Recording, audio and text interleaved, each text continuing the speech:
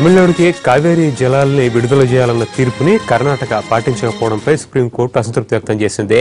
తమిళనాడుకి నీటిని విడుదల చేస్తారో లేదో రేపు మధ్యాహ్నం 2 గంటల కల్లా చెప్పాల్సిందిగా ఆదేశించింది. ఇటు బెంగళూరులో కర్ణాటక అసెంబ్లీ ప్రత్యేకంగా సమావేశమైంది.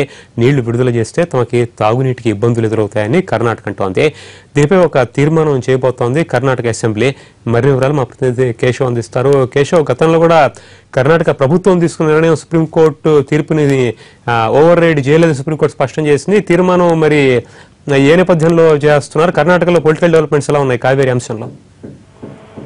పరితోష్, మొత్తం ఈ కావేరీ జలాల వివాదం ఇప్పుడు మరోసారి అసెంబ్లీ అత్యవసర అసెంబ్లీని పిలిపించిందని చెప్పారు. ఎందుకంటే మొత్తం ఇప్పుడు కావేరీ ఇష్యూ పెద్దగా నడుస్తుంది. ఎందుకంటే మొత్తం కావేరీ జలాల పైన కర్ణాటక ఇప్పుడు తాగడానికి కూడా నీళ్ళు లేవు, మేము తమిళనాడుకు వదలమని చెప్పేసి చాలా సార్లు సుప్రీంకోర్టుకి చెప్పినప్పటికీ కూడా సుప్రీంకోర్టులో మాత్రం మీరు ఖచ్చితంగా నీళ్లు వదలాల్సిందే అని చెప్పేసి చాలా సార్లు అంటే తీవ్ర కంఠంతో కర్ణాటక ప్రభుత్వాన్ని హెచ్చరించింది. అయినప్పటికీ కూడా కర్ణాటక ప్రభుత్వం ఈ నీళ్లు వదలడానికి ససేమిరా అంటుంది. దాంతో మొత్తం అఖిలపక్ష మీటింగ్లు మొత్తం చేసి దీంట్లో కూడా అఖిలపక్ష మీటింగ్ లో కూడా ఇప్పుడు తాగడానికి నీళ్ళు లేవు, అందువలన మనం తాగడానికి నీళ్లు వదలడానికి కుదరదు, అందువలన మనము కొన్ని రోజులు దీన్ని ముందుకు వేస్తున్నాము, ఇప్పుడు వదలడానికి కుదరదు అని చెప్పేసి సుప్రీం చెప్పారు.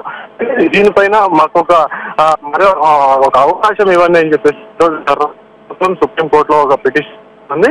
ఎందుకంటే మాకి ఏ డ్యామ్ లో కూడా నీళ్లు బయటికి వదలడానికి లేదు కాబట్టి రాబోయే మాన్సూన్ అంటే నవంబర్ లో నీళ్లు వదలడానికి కుదురుతుంది, అప్పుడు ఈ కూడా మేము వదులుతామని చెప్పి ఒక పిటిషన్ వేశారు. అయితే సుప్రీంకోర్టు ఆగ్రహంతో మీరు ఖచ్చితంగా నీళ్లు వదలాలి, ఎందుకంటే రేపు 2 గంటల లోపు మీరు నీళ్లు వదులుతారా లేకపోతే లేదా అనే దానిపైన ఒక నిర్ణయం తీసుకోమని చెప్పింది. దీంతో కర్ణాటక ప్రభుత్వం ఇక్కడ కర్ణాటకలోని అఖిలపక్షం నిన్న మొత్తం సుమారు సేపు మీటింగ్ చేశారు. దీంతో మొత్తం ఒక నిర్ణయానికి వచ్చారు. మరోసారి అసెంబ్లీని పిలిచి అసెంబ్లీలో మొత్తం చర్చించిన తర్వాత ఒక నిర్ణయం తీసుకుందామని చెప్పారు. దాంతో ఈ రోజు ఉదయం 11 గంటలకి అసెంబ్లీ మొదలైంది.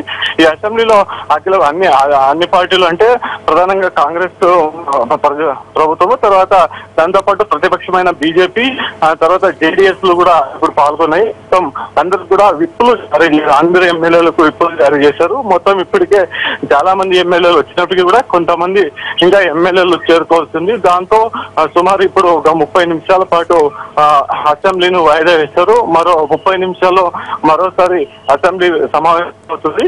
అంటే మొత్తంగా ఇప్పుడు కర్ణాటకకు ఉన్న పరిస్థితి అంటే మొత్తం దీనిపైన ఒక మెయింటెనెన్స్ కమిటీ వేస్తున్నారు. ఈ మెయింటెనెన్స్ కమిటీని వేస్తే కర్ణాటకకి ఎటువంటి డ్యామ్ల పైన ఎటువంటి నియంత్రణ ఉండదు, మొత్తం కేంద్ర సర్కారంతోనే ఉంటుంది. కాబట్టి దీని నుంచి మనకి అన్యాయం జరుగుతుంది. అందువల్ల మెయింటెనెన్స్ కమిటీని వేయకుండా కేంద్ర ప్రభుత్వాన్ని అడ్డుకోమని చెప్పడానికి కోసం ఈ మొత్తం ఇక్కడ ఒక అసెంబ్లీలో మీటింగ్ నడుస్తుందని చెప్పేసి ఒక సమాచారం. అంటే ఇప్పుడు ఇక్కడ కర్ణాటక ప్రభుత్వం కాంగ్రెస్ కానీ బీజేపీ కానీ మొత్తం మోదీ పైన ఒక విశ్వాసం పెట్టుకున్నారు.